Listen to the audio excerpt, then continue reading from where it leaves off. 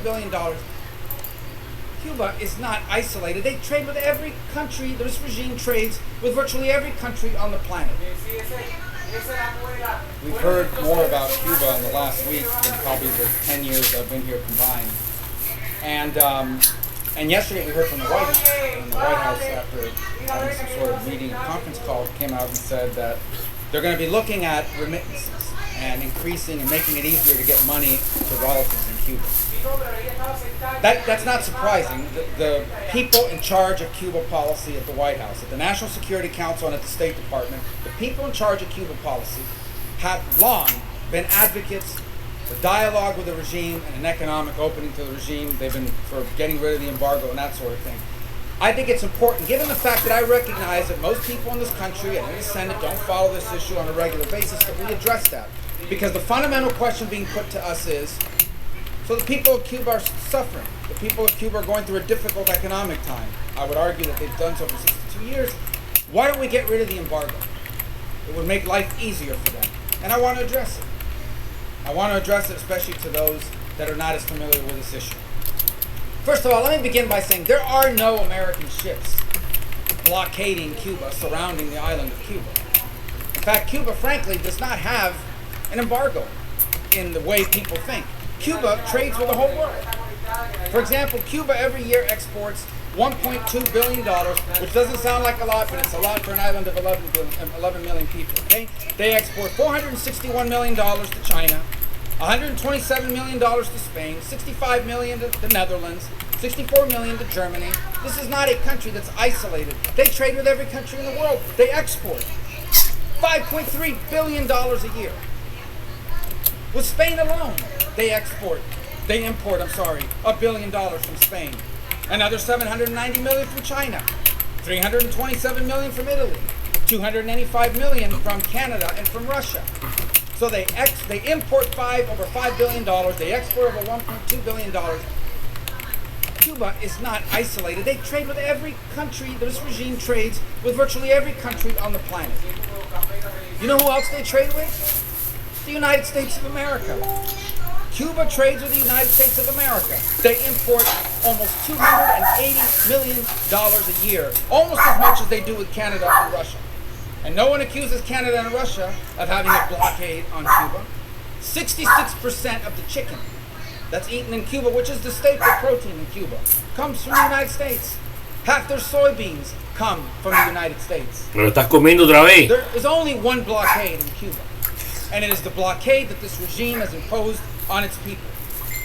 Now, yesterday the president announced, or the White House announced, they're going to stand up some remittances group to try to figure out how do we make it easier for relatives to send money to their relatives on the island of Cuba.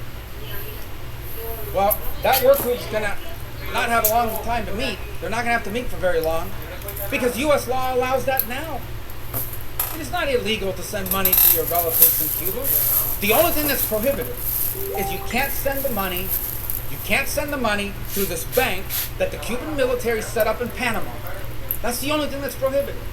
And to the extent money can't reach the people of Cuba is because they refuse to allow anyone other than that bank to do these remittances. And by the way, they've prohibited depositing dollars. Here's how it works for them. You send your relative $100, they take 10% of it, then they take the dollars, they don't let them deposit it, they pocket the dollars, and they give them this worthless Cuban currency. So they have the dollars, so they can buy things for themselves and on the global market. So the blockade, to the extent that there's something that's preventing remittances directly to the Cuban people, it's not U.S. policy, it's regime policy. They're the ones that need a work group. How about this argument that there's a blockade on travel? If only more American tourists could go to Cuba. By the way, Cuba's already filled with Canadian tourists, Italian tourists that enjoy five-star accommodations. And I'll be frank, many of them go there, sick, disgusting men that go there to hook up with a 16 or 17-year-old girl. But that said, they talk about travel to Cuba. Well, let me tell you something. Travel's allowed now. An American can go to Cuba. You just can't stay at a military-owned hotel or eat at a military-owned restaurant or shop at a military-owned store. You can stay at the private homes of people that rent them out on Airbnb. You can do that.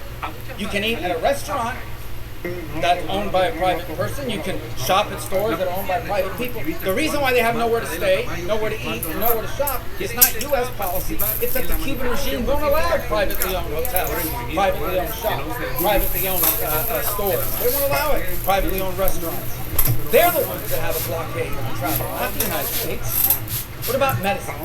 That's another thing they put out there. This is so cruel. We don't allow medicine in. Do you know what the Cuban regime announced last week? This is what they announced on their national television. We are going to lift the ban on the importation of medicine. What? You mean there was a Cuban ban, a regime ban on importing medicine? Yes, there was. They're the ones that weren't allowing medicine in. And they were, and to the amount they were allowing it in, they were putting a tariff on it. So there's no blockade on medicine. We sell them medicine. And you can donate medicine, unlimited amounts under U.S. law. If there's a blockade on medicine, it's the regime's blockade. The other one I hear is the internet. I support the internet. Why don't we allow, I heard somebody say this to me yesterday, why don't we allow American companies to go and provide internet? Then they would have internet. It's the embargo. And these people don't know what they're talking about. They literally are just parroting stupid, ridiculous talking points.